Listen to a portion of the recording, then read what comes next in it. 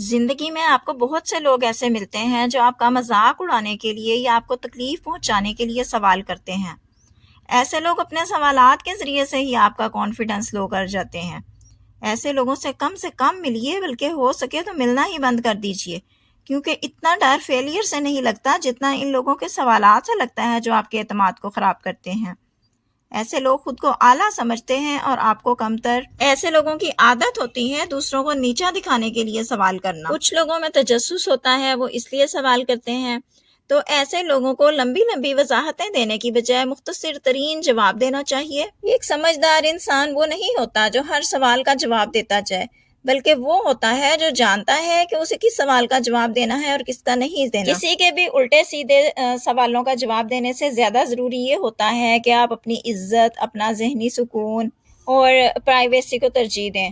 اگر کوئی شخص بار بار اذیت دینے والے سوالات کرتا ہے تو اس سے فاصلہ رکھنا بھی سمجھداری ہی ہے۔ یہ بات ذہن نشین کر لیں کہ ایسے لوگ آپ کے لیے ضروری نہیں ہیں، بلکہ بالکل بیکار ہیں۔ نہ تو ایسے لوگوں سے ملنا ضروری ہے، نہ ہی ان کی باتوں کو ذہن میں بٹھانا ضروری ہے، اور نہ ہی دل پر لگانا اور سوار کرنا ضروری ہے۔ اس کے باوجود بھی کبھی نہ کبھی کہیں نہ کہیں ایسے لوگوں سے آپ کا سامنا ہو ہی جاتا ہے، تو اگر ایسے لوگوں کا سوال اذیت دینے والا ہے تو اگنور کیجئے یا مسکرا کر ٹال دیجئے، یا آپ کی مرضی ہے۔ یا پھر آپ یہ بھی کہہ سکتے ہیں کہ آپ زیادہ پرسنل نہیں ہو رہے، یہ تو میرا سیکرٹ ہے، میرا پرسنل میٹر ہے، میں ضروری نہیں سمجھتی کہ آپ کو اس بات کا جواب دوں۔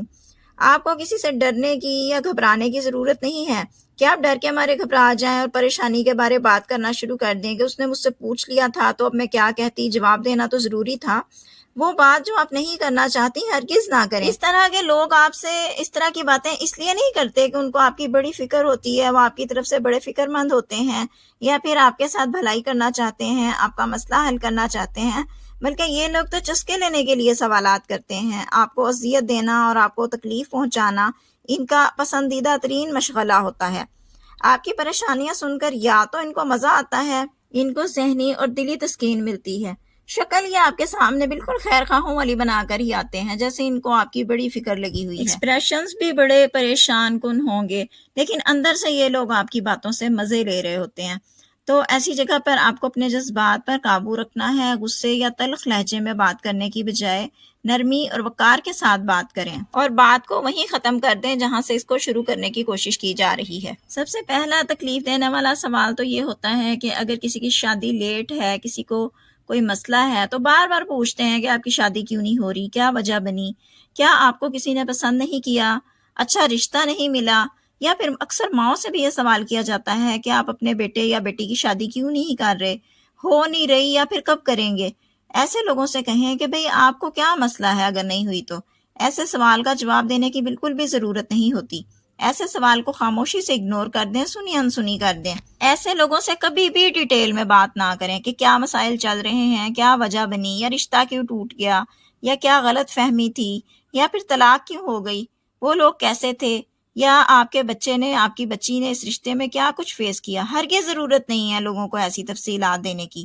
جو آپ کی باتوں سے مزے لینا چاہتے ہوں، تجسس میں آپ سے سوال کر رہے ہوں، یا پھر ان کا مقصد آپ کو شرمندہ کرنا ہو، یا پھر وہ آپ کو نیچا دکھانا چاہتے ہوں، تو ایسے لوگوں کو لمبی چوڑی وضاحتیں دینے کی بجائے مختصر ترین جواب دیں، یا پھر خاموشی سے اگنور کر دیں۔ اپنی حدود متعین کرنا بدتمیزی نہیں ہوتی، بلکہ اپنی عزت نفس کی حفاظت ہے۔ کام رہتے ہوئے سامنے والے کو ایسا جواب دیں کہ اسے بھی پتہ چل جائے کہ اتنی پرسنل بات نہیں پوچھنی چاہیے تھی اور اپنے کام سے کام رکھنا چاہیے۔ دوسرا سوال تکلیف دینے والا یہ پوچھا جاتا ہے کہ مہینہ 2 مہینے ہو گئے ہیں آپ کے بیٹے کی شادی کو، ابھی تک کوئی خوشخبری نہیں آئی۔ بھلا یہ بھی کوئی پوچھنے والی بات ہے؟ یہ تو اللہ تعالیٰ کے کام ہے۔ تو ایسے لوگوں کو سیدھا سیدھا جواب دے دیا کریں کہ یہ اللہ تعالیٰ کے کام ہے، اس طرح کا سوال پوچھنا بنتا ہی نہیں ہے۔ تیسری چیز، بہت عجیب و غریب سوال ہوتا ہے۔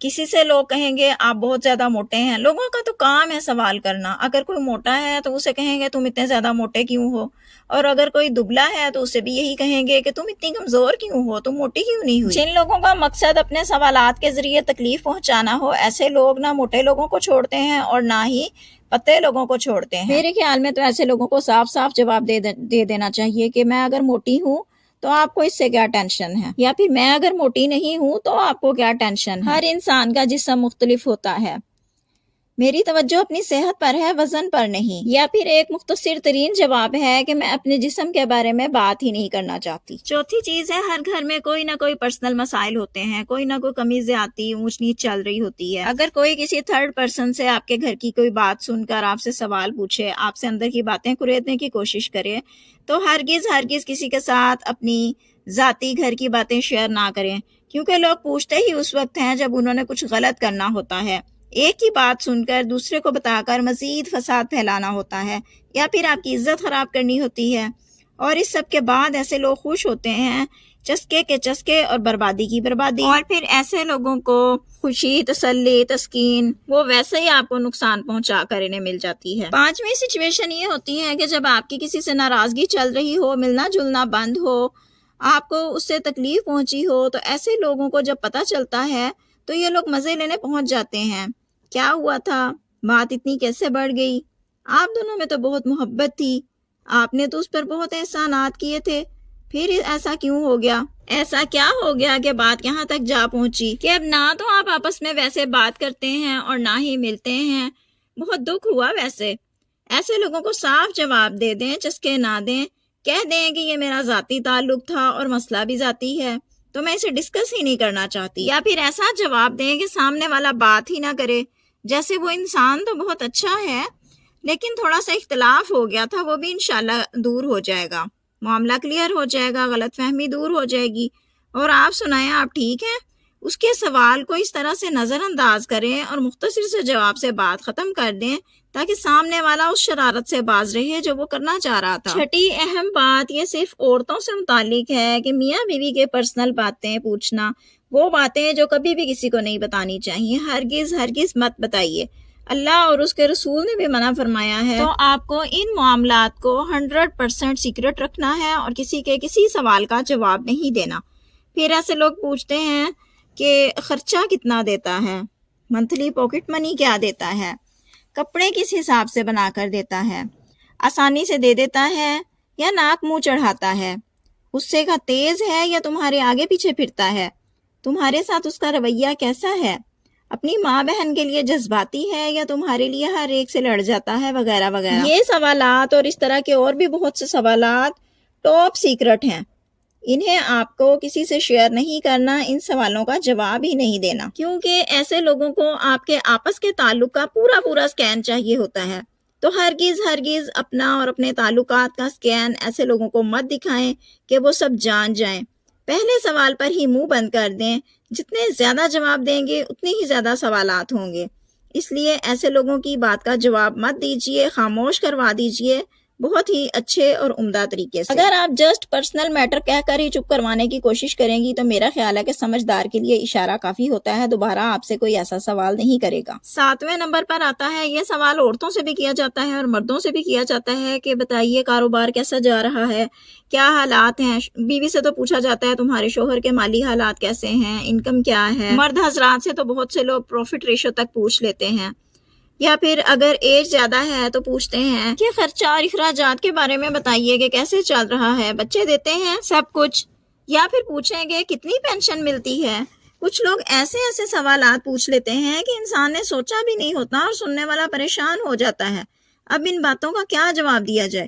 آپ شرمندہ سے ہو جاتے ہیں، لیکن پوچھنے والا اتنا پورے اعتماد ہو کر آپ سے پوچھتا ہے تو آپ کو تو کبھی بھی ایسے سوال کا جواب نہیں دینا کہ سامنے والا سب جان جائے اور اسے اپنے ہر سوال کا جواب مل جائے، اور جو چسکا وہ لینا چاہتا ہے اس کا وہ پورا ہو جائے۔ کسی کو کبھی بھی اپنی انکم کی اماؤنٹ یا سیونگ کی اماؤنٹ یا مالی حالات یا اولاد کیا خرچہ دیتی ہے یا نہیں دیتی، یا مالی لحاظ سے آپ کے ساتھ ان کے تعلقات کیسے ہیں، کسی کو ہرگز مت بتائیں۔ ایسی باتیں بتا دینے سے عموماً رشتہ اور تعلق بھی خراب ہو جاتا ہے، اب وہ کسی وجہ سے بھی ہو، یا تو حسد کی وجہ سے وہ تعلق خراب ہو جائے گا۔ اگر آپ اچھے رہ رہے ہیں تو سامنے والا لازمی طور پہ آپ سے حسد کرے گا۔ دوسری صورت میں اگر آپ کے حالات اچھے نہیں ہیں تو سامنے والے نے آپ کو بالکل ہی غریب اور گیا گزرا سمجھ لینا ہے، تعلق پھر بھی خراب ہو جائے گا، یعنی یہ تو کسی قابل ہی نہیں ہے، تو اس سے تعلق کیوں رکھا جائے، نبھایا جائے۔